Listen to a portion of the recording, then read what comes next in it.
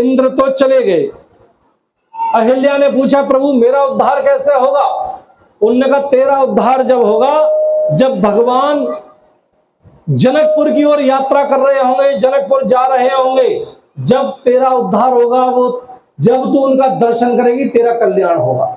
अब आप देखिए, अहिल्या ने एक बार भी ये नहीं कहा कि कैसा साल बाद होगा जन्म, कौन सी सन में आएंगे, कौन सी डेट को जाएंगे।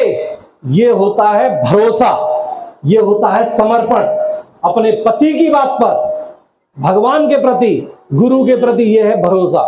सबर करके बैठ गई। उन्होंने कहा मेरे पति ने कहा है, इसका मतलब ये होगा। ये नहीं पूछा कब आएंगे, कितने दिन तक बैठना पड़ेगा। आजकल की कोई होती तो कहती कि बाबा अपना ज्ञान अपने पास रखो, मैं तो जा रही हूँ पापा जी के घर। अटैची उठाती चली जाती और 8 दिन बाद एक लीगल नोटिस आ जाता। हमारे वकील साहब आए हुए बैठे, तुरंत लीगल नोटिस आ जाता। लेकिन ये भारतीय नारी है, भारत की मातृशक्ति कितनी मर्यादावान होती है, ये रामचरितमानस हमको दर्शन करा रही है साहब।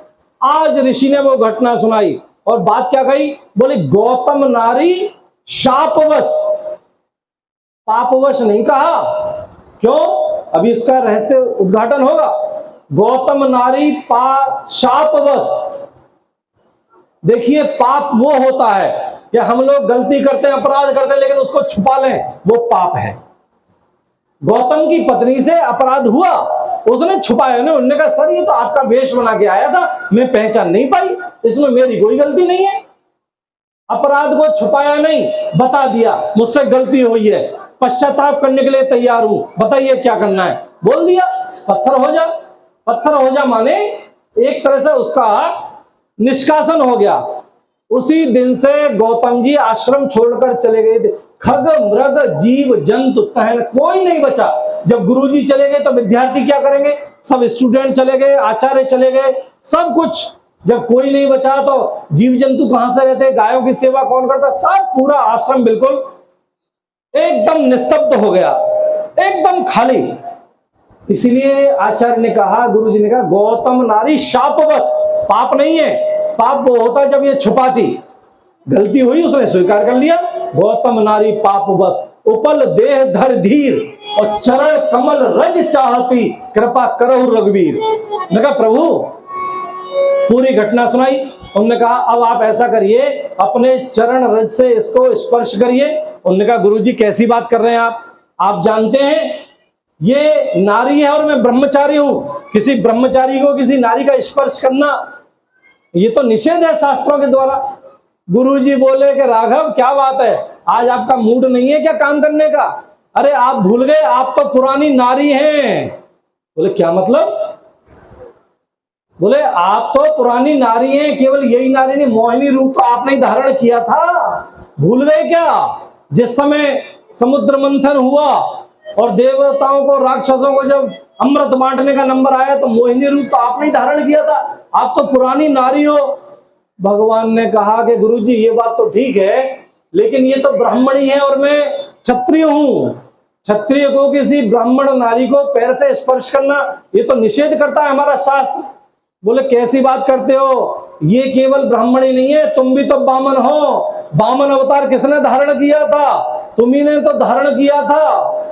चरण कमल रज चाहती, कृपा करो रघुवीर। भगवान ने फिर से तर्क दिया। भगवान देखिए गुरु कैसा होता है और भगवान की दृष्टि कैसी है। भगवान ने कहा कि प्रभु सारी बात ठीक है, लेकिन ये पत्थर है और मैं चेतन हूं। तब गुरुजी ने कहा कि गुरुदेव राघव यही तो आज चैलेंज है। एक दिन एक भक्त ने पत्थर में से भगवान को प्रकट किया था। याद करिए उस प्रहलाद को, नरसिंह भगवान को, जिसने भक्त ने पत्थर में से भगवान को प्रकट किया। और आज आपके लिए चैलेंज है कि भगवान पत्थर में से भक्त को प्रकट करेगा। करो कृपा रघुवीर, करो कृपा रघुवीर। भगवान ने कहा गुरुजी का आगरा यूनिवर्सिटी से लॉ करी थी आपने, कहां से पढ़ाई करी? आप तो बिल्कुल वकीलों की तरह एक से एक तर्क लेके आ रहे हैं, मेरा कोई तर्क चलने ही नहीं दे रहे। ये होती है गुरु की दृष्टि।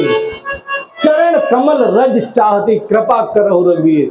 भगवान ने अपना दाहिना श्री चरण आगे बढ़ाया, भगवान के चरणों की रज से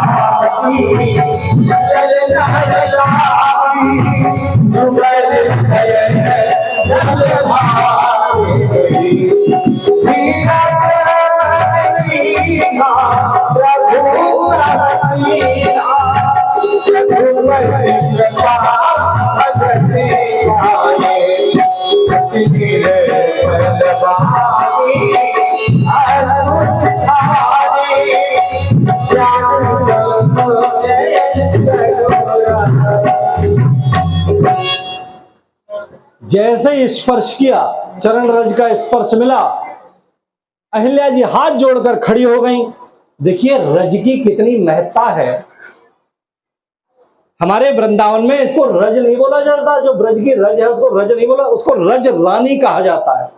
एक बार की बड़ी सत्य घटना, एक बार राजस्थान की एक महारानी करौली की थी। करौली की महारानी एक बार वृंदावन दर्शन करने के लिए आई।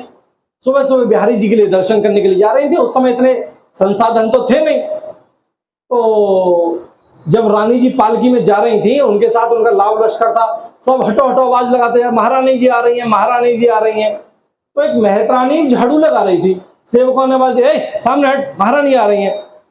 अब मेहतरानी को अगर कोई यूं कह दे तो वो बर्दाश्त करेगी क्या? उनने झाड़ू खड़ी करी दीवार के सहारे और पल्लू कमर में खोसा और कमर पे हाथ रख के खड़ी हुई, चौरे बढ़वाया महारानी। महारानी कौन सी महारानी आ रही है? यहाँ कौन सी महारानी आएगी? यहाँ तो 4 रानी पहले से ही मौजूद है, जे कौन सी महारानी आएगी? रानी की पालकी जब तक पास में आ गई, उनको भी जिज्ञासा हुई। उन्होंने पूछा कि भाई कौन यहाँ 4 पहले से मौजूद है? उन्होंने कि तू नहीं जाने, सबसे पहले तो हमारी राधा रानी, दूसरी जमुना महारानी, तीसरी रजरानी और चौथी में मेहतरानी। तू 5वीं कहां पे आई है? ब्रज में हमारी ब्रज रज को रज रानी कहा जाता है। रज की बड़ी महत्ता है। सत्य घटना बुंदेलखंड की। एक बार बुंदेलखंड के ओरछा के रियासत के एक राजा चित्रकूट आए दर्शन करने। उस समय इतना सब सुविधाजनक नहीं था, कच्चा रास्ता था कामदगिरी की परिक्रमा का। तो महाराज हाथी पर बैठकर आए। उस समय तुलसीदास जी वही चित्रकूट में ही निवास करते थे। आप में से कभी कई लोग गए होंगे, तो वो तुलसीदास जी जिस भवन में जहां रहते थे वो वहीं परिक्रमा में ही है, बिल्कुल पास में ही। जहां कामतानाथ मंदिर से मुश्किल से 200 मीटर आगे वो स्थान है जहां तुलसीदास जी रहे। और उस समय रहीमदास जी भी उनके पास थे, वहीं थे दोनों लोग। तो दोनों बैठ के हरी चर्चा कर रहे थे। दोनों साधु, दोनों भगवान के भक्त। रहीमदास अकबर के सौतेले भाई थे, और जब अकबर से पटरी नहीं बैठी तो वो भी वहीं चित्रकूट में आ गए। चित्रकूट में रम रहे रहीमन अवध नरेश, जा पर विपदा परत है सो आवत एही देश। दोनों साधु बैठ के भगवत चर्चा कर रहे थे। तो घटना क्या घटी कि इतनी देर में जैसे ही राजा हाथी पर बैठ के आए कामदगिरी की परिक्रमा करने, तो हाथी को पता नहीं क्या हुआ, परिक्रमा पथ में आते ही ऊपर राजा बैठा है, उसने परिक्रमा में से धूल अपनी सूंड में भरी और अपने ऊपर फेंकी। राजा ऊपर बैठा था तो राजा सब धूल में हो गया। राजा तो एकदम चिल्लाया अपने सैनिकों को, अरे ये हाथी पागल हो गया है, मुझे उतारो और इस हाथी को मार दो। जिस जगह पर यह घटना घटी वहीं पर वो दोनों साधु बैठे थे चट्टान पर, तुलसीदास जी और रहीमदास जी। अब साधु की दृष्टि देखिए कितनी सात्विक होती है, कितना सरल हृदय होता है। तो तुलसीदास जी ने रहीमदास जी से पूछा, रहीमदास जी एक बात बताओ, धूर धरत निज शीश गज, कहो रहीम के ही काज। हे रहीमदास जी, ये हाथी अपने ऊपर अपनी सूंड से धूल क्यों फेंक रहा है? रहीमदास जी ने कितना सुंदर उत्तर दिया। उन्होंने कहा, प्रभु यही रज मुनि पत्नी तरी सोई ढूंढत गजराज। ये जो गजराज है पिछले जन्म का कोई पवित्र आत्मा होगा। जैसे ही इस परिक्रमा पथ में आया, इसको वो सात्विक भाव जाग गया। इसको लगा कि इसी पथ में मेरे भगवान 12 वर्ष तक रहे हैं, उनकी चरण रज से ये अच्छा देता है यहाँ का कण कण।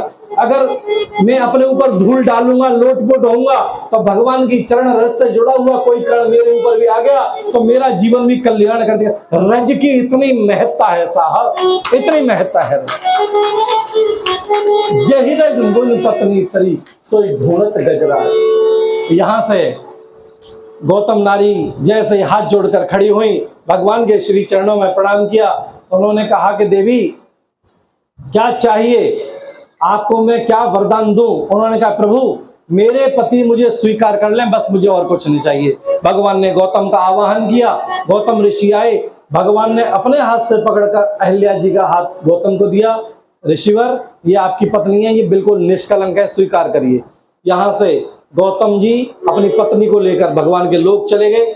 यहां से दोनों भाई विश्वामित्र जी के साथ आगे बढ़ते हैं, जनकपुर की ओर चलते हैं। गंगा